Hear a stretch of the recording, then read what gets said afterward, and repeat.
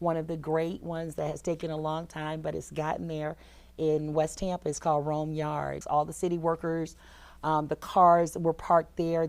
And it sits right on the water, on the riverfront. What? Yeah, it's amazing what sits next to water in this town. But now we have an opportunity to redevelop that area, and it is significant. It is a $1 billion project, I think, at least. Oh. So.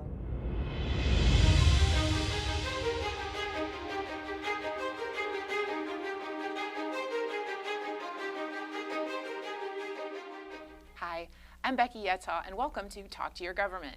Today we're talking to Gwendolyn Henderson, a proud Tampa native who's dedicated her life to education and community service. She's an accomplished educator and also the owner of the Black English Bookstore and an active participant in various alumni associations. Now in her newly appointed role in the City Council, Gwendolyn is making significant impact. She chairs the Parks and Recreation and Cultural Committees, leads the Community Redevelopment Agency, and serves on the Board of HEART. Join us in Talk to Your Government as we explore the incredible journey and initiatives of Gwendolyn Henderson. Thank you so much, Becky. I'm glad to be here. You just do so much. Do you want to tell us a little bit about your role in government? I do a lot. You called it off on my, when you read my introduction. I am an educator, of course, in my 30th year, which is really exciting as I dive down to the finish line for that. And I really started my role in government very early. I didn't make it for cheerleader. And so my sisters are the cheerleaders, and I needed something to do, and I got involved in student government in high school. And it was so amazing because we accomplished so many great things. And then I went on to college, lost the election, and it always stuck with me that Beverly beat me for freshman class president. But nevertheless, never give up on your dreams. I've been low-key political for a very long time, involved in social action with my sorority, Delta Sigma Theta Sorority Incorporated right here in Tampa, the alumni chapter, and, moving into winning an election, running and winning District 5's race just has been a whole new opportunity to serve the public outside of education and outside of the public service that I already do. So you're right, I'm the chair of Parks and Recreation. I chair the Community Redevelopment Agency, which is great because 7 of the 8 CRAs are in my district. So, having a voice and leading that is really important. And I'm so grateful that I was elected by the council members to put me in that role my first year so that I can show my leadership to the community. And I've also been appointed by the HEART Board from the mayor. She asked me to do that, and I, graciously said yes. So that was, one of the challenges of, stepping in, not expecting that one. But it's been a wonderful experience so far. People ask me all the time, do you like it? And I'm like, yeah, I like it. I'm having a lot of fun. And I think I get asked it a lot, and that is so amazing to me. But yes, I'm having fun. I'm learning a lot. And I think it's, part of my personality. I call myself the unapologetic, ambitious Black girl. So, my daughter's like, of course she likes it. She loves finding things to do. That's wonderful. What does the Community Development or Redevelopment Agency do? I didn't know there were 8 of them. Yes, there are 8 CRAs. It's really about addressing slum and blight in our community. And, historically, those have been minority communities where slum and blight occurred. Some of our communities in the city of Tampa no longer exist. And, if we had CRAs, they would have a shot. Like the very first community, the Scrub, which is over in Central Park, over right adjacent to downtown, the first community developed by enslaved people. That's where they landed or obviously had permission to live, and they built over 600 homes, their churches, their lifestyle was there. Central Avenue, the social economic hub. So if that still, existed today and had slum and blight, the CRA would be an opportunity to help redevelop those spaces and places so that, the community can thrive. And that very example is my own community where I live is Tampa Heights. Tampa Heights was the first developed community in the city of Tampa. And, transportation, interstate came through, divided the community. Shortly after, integration, blight came, a lot of different issues and challenges. So people moving to the suburbs, not necessarily caring for the downtown or the urban corridor of our city. So community redevelopment dollars is tax-based funds that stay in the community and redevelop, them into great spaces. So Channel Side is a representation of that. Downtown is also a representation of that. Tampa Heights, those are really good examples. And, extends all the way over to, like I said, seven out of the 8 CRAs. The only one that's not in my district is Drew Park. But as a council, the entire council is also the board for the Community Redevelopment Agency. So we have an opportunity to make some great, significant impact on decisions for redevelopment, especially when it comes to slum and blight. What kinds of things are you excited about doing?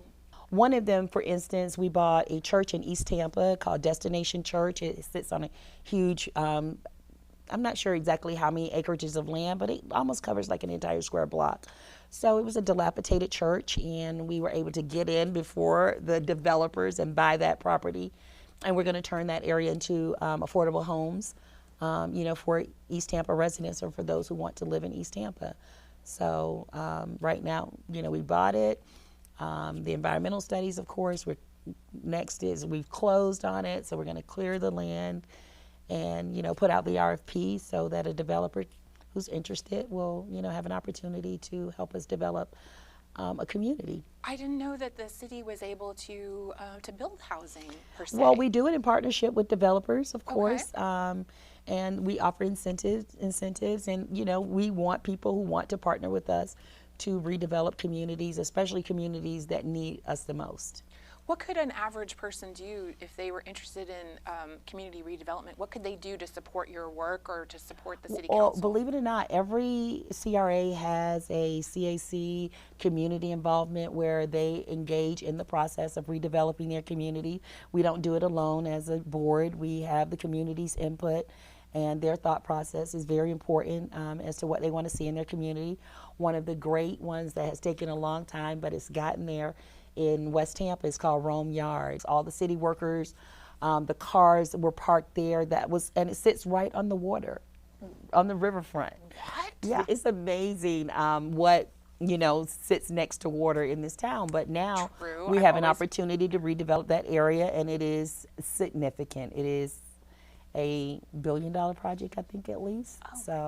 And it's going to be live, work, play. So there'll be homes and apartments, townhomes, apartments, shopping, a cultural, space, retail space. So, and the community helped make the decisions. I sat in on some of those meetings even before I ran for council. So it's really exciting to see the groundbreaking and participate in that. As soon as I won, that was one of the first things that I did. I went to a car show in Ybor City, and I also went to the groundbreaking ceremony for Rome Yard, and they were just so happy.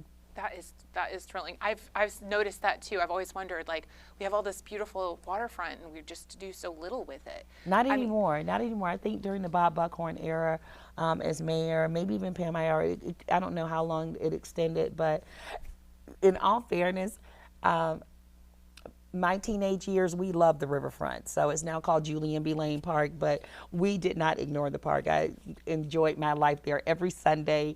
My entire teenage years were just so amazing. The black kids went to Riverfront Park, and we had a great time. So it's been, of course, revitalized, and it's absolutely beautiful.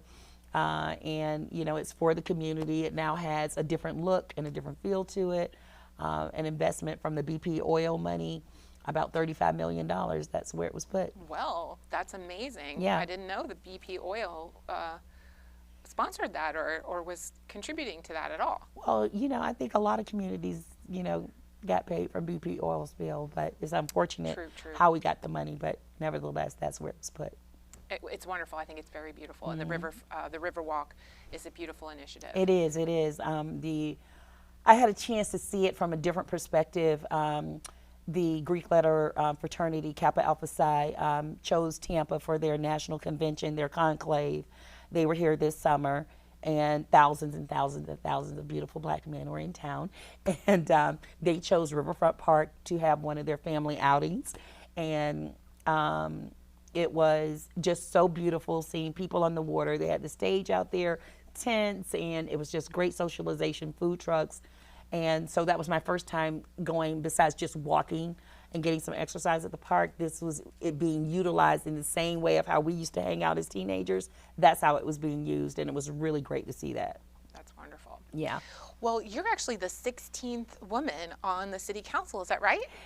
Number 16, yes. When they gave me the history book, I counted, and I landed at 16. They featured the first four with bigger pictures and then smaller pictures. So I was like, oh, it's 12 of us, 12, 13, 14, 15, 16. It was like really just nice to land on that number. I think I informed the other. I was like, you're number 15. You're 15, I'm 16.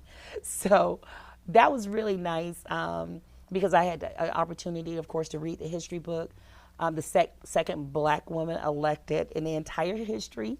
We've been around since July 15th, 1887. So, wow. Yeah, second black woman elected, actually third black woman. The first one, Jackie Wiggins, was appointed. I think someone ran for office and she completed out a term. And then Gwen Miller ran after she ran after her husband's seat and won District 5. And so I think that was about 15 years ago. So, yeah. It's about time, for sure. Well, we need girl leadership. So 16 is not a lot when you look in the grand scope of it being, very male dominated. That's not surprising. No. White male domination. But, we do need diversity in government. We need diverse perspectives. I'm just an ordinary girl, an educator. And so I do feel I bring a different perspective to council. I'm a single mother. I'm a caregiver. So all of those things factor into how I make my decisions, especially even the children. You have to think about the future generations as you make your decisions in the city, because it's not just about us. We're making decisions that are going to, we're going to have to live with for a very long time. It's going to impact people for a long time. Absolutely, absolutely. And you're used to thinking about that as an educator because you're planning and developing young minds that are going to go forward. I spend an enormous amount of time doing that. I can actually get emotional about it. I'll try not to do that on television, but yes, I am that girl when it comes to education. Especially when I landed at Jefferson, my first few years were in middle school, and I kind of just on a fluke chose Jefferson because my other school was going to become a magnet school, so we had to pick another school, and I just chose Jefferson because it's my high school alma mater. And I didn't really want to go, but the principal said, no, you need to be in high school. This is a great opportunity. And it turned out to be an amazing experience for me because once I got there, Jefferson had changed a lot, and there was, we were losing kids to new schools being built.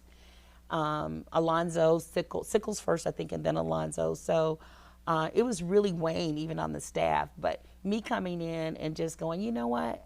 How can I make my impact? I decided to do that with students. So I chartered the National Technical Honor Society. Well, I became the department head right away. He gave me that opportunity, but I chartered the National Technical Honor Society. The department head of the business and technical. Exactly. That's unusual. That's a very specific thing. Yeah, career and technical education. I was over the business department. And at that time, the department was a little bit larger, but I did that, started the Honor Society for career and technical education students. And then I created a 20-year scholarship program called Mr. and Ms. Jefferson. And because we have amazing students, and I wanted the community and the school and their peers to see there are amazing students doing amazing things. So it was a competition. I had alumni judges. And I just do stuff like that. I'm always thinking of stuff to do. I started HBCU club. Mm-hmm. Because I was getting jealous. I was losing all the black kids to UCF. So I was like, no. There's other schools. There's more than Florida. There's more than US. You got to choose FAMU or choose, look at HBCUs. So I started a club to show them HBCU culture, and then took over the Black History program because I was tired of door decorating contests. I was like, we have to do more. We got to get on this stage. They were underutilizing the stage at Jefferson. And in my generation, we had gospel choirs, we had plays, we had stuff for homecoming. We utilized the auditorium. It wasn't just for meetings and assemblies. So, but that also forced me into this very long hour working teacher, so it was just amazing. So it was never really an 8-hour day for me. It was long hours doing the additional things because I wanted kids to have the same experiences that I had in high school. So tell me about Parks and Rec. You're the chair of Parks and Rec. Yeah, and you know what? That I got lucky. The chair determines your committee assignments, and so I was given Parks and Rec, and I'm so glad because I say this even when I celebrate a new park opening or a renovation of a park, that everything happens in the park. The park is something that I could relate to as a kid. And I thought about Carver City's park, which is now called Loretta Ingram. It was a small, tiny building, but I would die if I could not go to the park, okay? If my mama said we had to stay home, I used to have a heart attack. Like, why won't she let us go to the park and play? And we didn't really have the facilities. It was just meager facilities. And now it's just in a beautiful, amazing space named after a community leader. Loretta Ingram, God rest her soul, but she was just a great public servant, and they named the park after her. So getting appointed to Parks and Recreation and Cultural Affairs was something that I could relate to because it's something that I already care about, and I just know that that is a significant part of my life as a kid, and our community of children and adults as well, because it's not just for kids, but it's so important. And we have 195 parks. We need to be together, all different people, all different ages. Absolutely. So that we can communicate with each other. That's how we make a community. Of course. And parks have changed so much because it's not the structural facilities, the swimming pools, everything about it is just something that I can relate to. And so being able to support the initiatives of Parks and Rec is really important. And you know, it's also the celebrations of all the things that are happening to revitalize parks. For one, because I'm like a little nosy historian, I did some research. The Kid Mason Park recreation facility, which is in Central Avenue, where the Scrubs community was. That was the hub for African American kids. That's where they went to play. That's where they did their dances. Senator Arthenia Joyner was like, yeah, girl, that's where we had our parties for ours, these big giants in our community. And so I looked it up and I was like, oh my gosh, it used to be a clubhouse at one time. So I guess somebody said, okay, let's just turn it into a park. And that is where they spent a lot of their time. And now it's under renovation. It's getting a $2 million renovation. And it sits across from Perry Harvey Park. And so I'm just so excited because that was also my first groundbreaking. So I got the shovel and was able to celebrate and do the press conference for that. And so really coming into this role as a councilwoman, I am, I'm in the midst of things that have been in the works for a while, and I'm getting the benefit of being able to celebrate that with the community. And that particular one was first, which was important for me because I saw the worker who had been there for like 25 years who came back to the groundbreaking ceremony, or even the one over in Forest Hills. They named the walk trail after her because she was such an amazing recreation leader. And so I get to experience stuff like that, and I know how important that is for a community. It absolutely is. Yeah, everything happens in the park. Absolutely. But we're running out of time, so I want to ask you this question that's from a viewer. Okay. My name is Angel, could be she or he. I live in Hillsborough County, and I was wondering if Ms. Henderson had any thoughts on what's happening to our property insurance in the state of Florida, and if the county has any weight on it.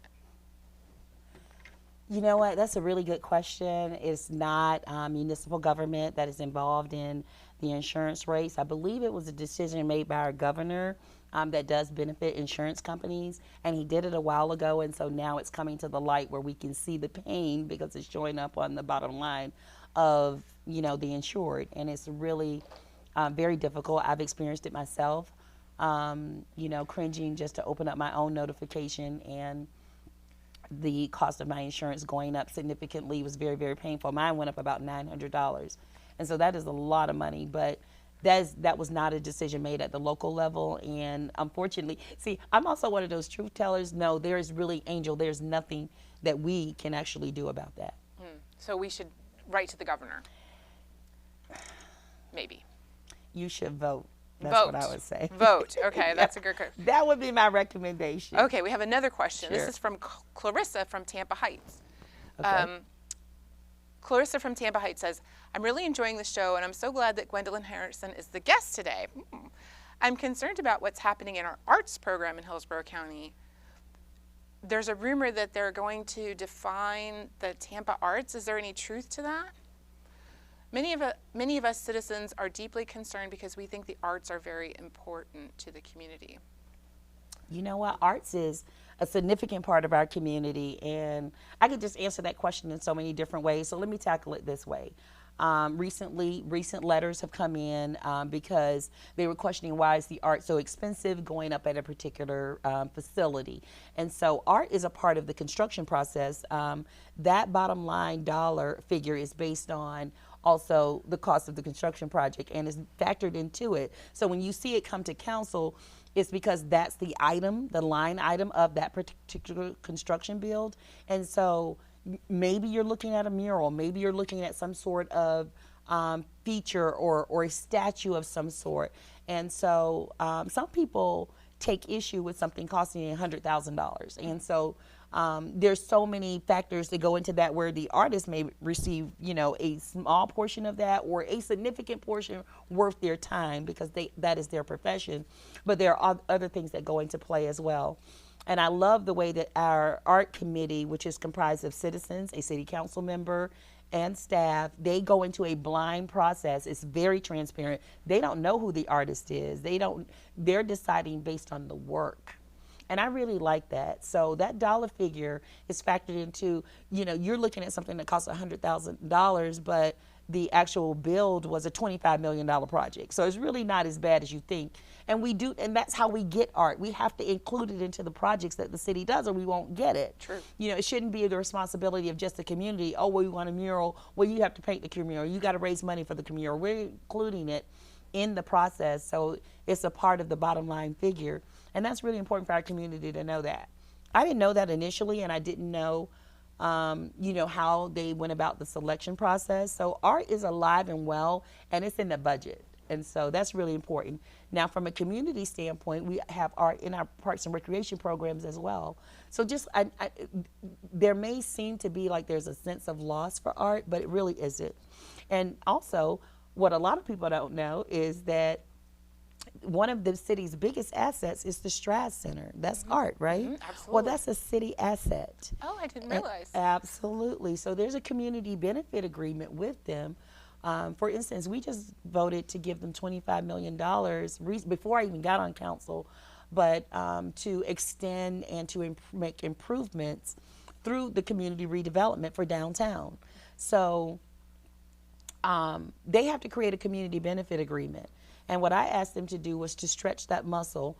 So let's say they give, which they do, they provide classes for underserved populations and, maybe to also events, so art events, as well as, whatever it is that they have. The museum, the art museum does the same thing. And so it's really important that even structures like that, these things that people think are not attainable, it is given to the city in that way through a community benefit for, people to benefit from it because they may not be able to afford it. So, for example, if you're on free and reduced lunch, you can come into the museum at no cost to tour the museum and to look at the artwork. Oh. And yeah, a lot of people don't know that. I did not know that. I'm like, so these community benefits, so my community needs to know, and this show is allowing me to say it. Absolutely. I need to stop using my hands so much. Well, doesn't the Strads bring in like $1 billion or something like several billion to the community? The Strads is doing very well, and when you think about it from the standpoint of when no one else was downtown, the Strads was downtown. So now we are considered one of the great Southern performing arts facilities in the southeastern region, which is really great. So when no one else was downtown, Strads was downtown. And so it is, I don't know how much money it brings in. There's a new president. They have, done some things, especially during this boom in construction costs, to ask for more time so that they can get the right funding sources in place and the right materials so that they can do the projects that they're working on to improve the Performing Arts Center. But it is a city asset. That's wonderful. I didn't realize that. Well, obviously, we really believe in arts and culture because we're arts and culture. That's what, TV is, a type of media that is an art. Exactly. And you are funded by, aren't you funded by grants as well? We're funded by the city and the county and also grants. Yeah, so that's a way of looking at it. We wouldn't have this form of media if it wasn't supported even by city government. So that's really important to point out. Yeah. Absolutely. And, you know, obviously I feel very, you know, very passionate about that because I'm an artist too. Yeah. And I know that art brings people and energy Of to an course. area that is, it's hard to describe and it's hard to put a finger on it, but it absolutely has an economic impact on the community. It does. It Yeah. does. It does. Even our downtown partnership, which does have a tax base to it, they provide, you know, our Winter Wonderland. They provide concerts in the park that are free to the community. They do Boom by the Bay. They paint the water green. So I'm looking for them to do some other things that, you know, incorporate the Central Avenue area, because that's a part of the downtown partnership. But yeah, it's important that we provide things like that to the city. And of course, you know, we have Gasparillas. So that's considered an art form, whether people know it or not. All of those things make Tampa a fantastic place to live. Absolutely. And the Straz makes us a destination Yep. that's unlike anything else. Correct. Really. And the art museum that sits, you know, right close by it. I literally had never gone in that facility until I became the councilwoman. And so I think it's just important for me to say that, because that kind of also defines, you know, the ordinary girl that I am. You know, I didn't think it was out of reach for me, but once I was able to tour that facility, I could see the community benefit and how, as a councilwoman, it's my responsibility to inform the community that this is yours too. Well, that's wonderful. I think you're doing a fantastic Thank you. job. Well, is there anything else you'd like to say? By the way, what does District 5 entail? I think we talked about it before the show. Yeah, downtown, parts of Hyde Park, Ybor City, Tampa Heights, Seminole Heights, going all the way up to East Tampa, all the way up to Bush Boulevard, Palmetto Beach is part of mine, and of course West Tampa. So that is all of that's very All the best important. stuff. All the best stuff is in my district. Yes, Exactly. yes, yes. Everything happens in District 5 that is on and popping, as the kids would say, yes.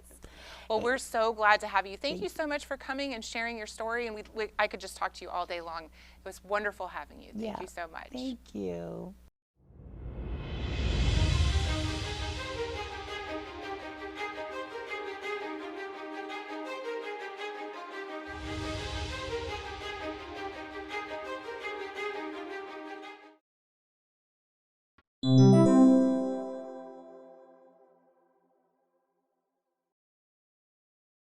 Hi, I'm Gwendolyn Henderson, the 16th Councilwoman for the City of Tampa. You're watching TBCN, your Community Media Center.